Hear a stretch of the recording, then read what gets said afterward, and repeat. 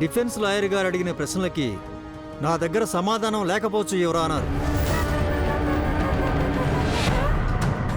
కానీ ఈ ప్రమాదం జరగడానికి కారణం మాత్రం ఈ ముద్దాయి శ్రీలక్ష్మి అనే నమ్మడానికి మాత్రం ఈ ఆధారాలు ఉన్నాయి యువర్ ఆనర్.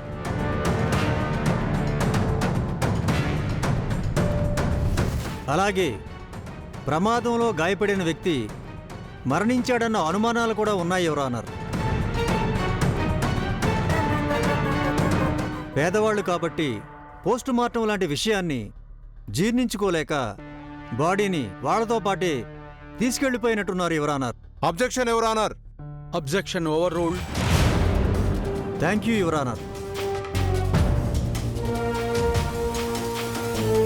ముద్దాయి ఇచ్చిన వాంగ్మూలాన్ని ఆధారంగా చేసుకుని ముద్దాయిని కఠినంగా శిక్షించవలసిందిగా కోర్టు వారిని కోరుకుంటున్నాను.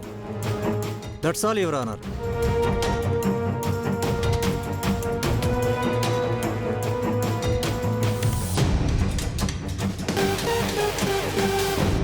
అమ్మా, మీరేమైనా చెప్పదలుచుకున్నారా?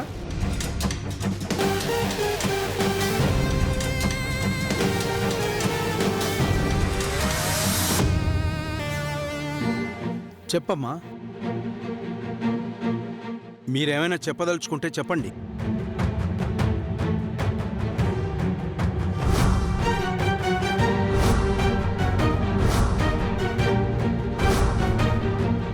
ఈ కేసు పూర్వాపరాలను పరిశీలించిన పిమ్మట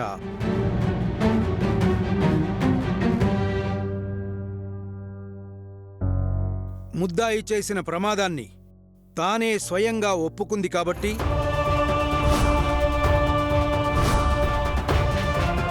మోటార్ వెహికల్ యాక్ట్ 1988 ప్రకారం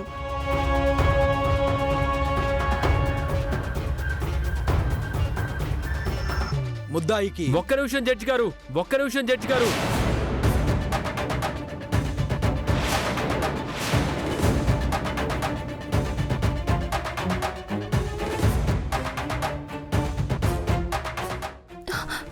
మధుబాబు,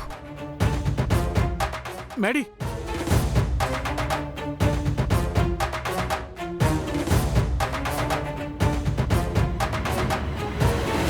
రండి.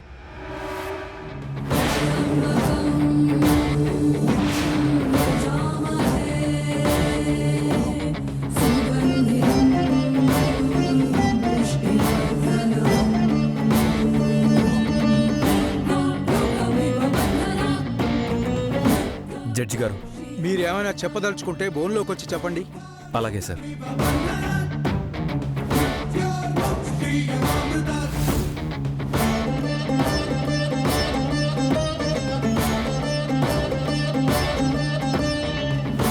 జడ్జి గారు, ఈ కేసులో అసలైన ముద్దాయి శ్రీలక్ష్మి కాదు, నేను.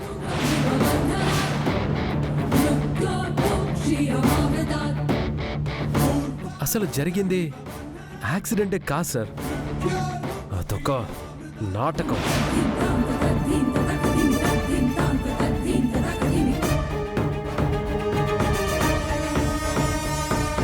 పోలీసులకి అందిన ఆధారాల ప్రకారం యాక్సిడెంట్లో చనిపోయిన పర్సన్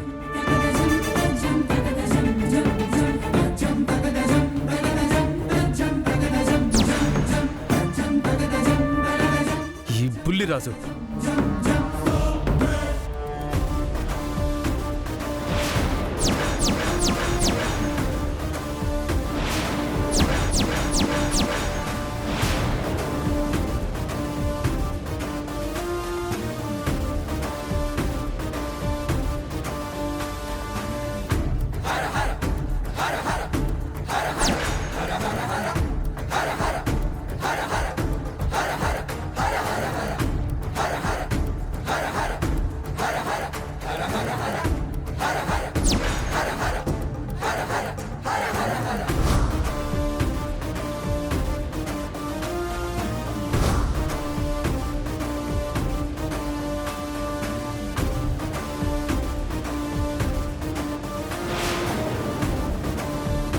సార్, ఇదంతా ఎందుకు చేశాడో తెలీదు, కానీ పక్కా ప్లాన్ ప్రకారం నన్ను ఇరికించాలనుకున్నాడు.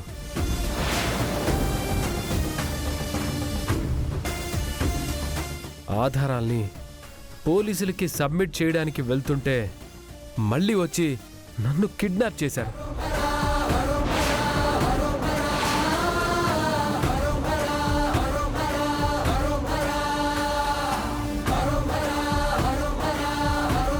అందుకే మధుబాబు రాత్రి ఇంటికి వెళ్ళలేదన్నమాట. అయినా ఈ బుల్రాజుకి మధుబాబు మీద పగేటి అసలు బుల్రాజు హైదరాబాద్కి ఎందుకు వచ్చాడు? యాక్సిడెంట్ ప్లేస్లో ఏం జరిగిందో, ఈ బుల్లిరాజు నన్ను ఇరికించడానికి ఎన్ని ప్రయత్నాలు చేశాడో మీరే చూడండి జడ్జి గారు.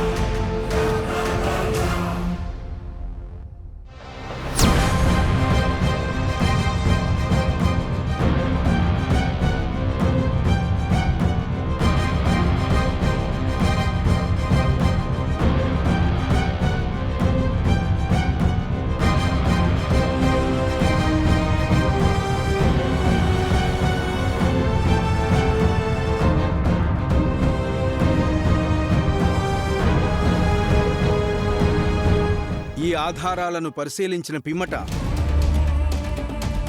ముద్దాయి శ్రీలక్ష్మి ఏ తప్పు చేయలేదని ఈ కోర్టు నమ్ముతూ ఆమెను నిర్దోషిగా విడుదల చేయడం జరుగుతుంది. ఎస్.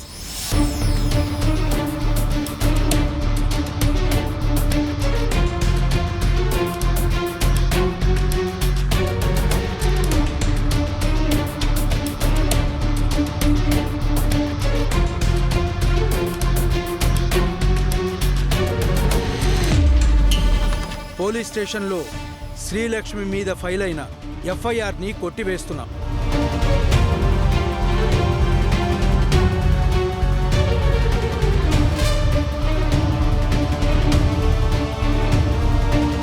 అలాగే చేయని తప్పుని అమాయకుల మీద రుద్ది అబద్ధపు సాక్ష్యాలు సృష్టించి అటు పోలీసుల్ని ఇటు న్యాయస్థానాన్ని తప్పుదోవ పట్టించాలని ప్రయత్నించిన ఈ మోసగాళ్లకి 3 ఏళ్లు కఠిన కారాగార శిక్ష విధించటం జరుగుతుంది.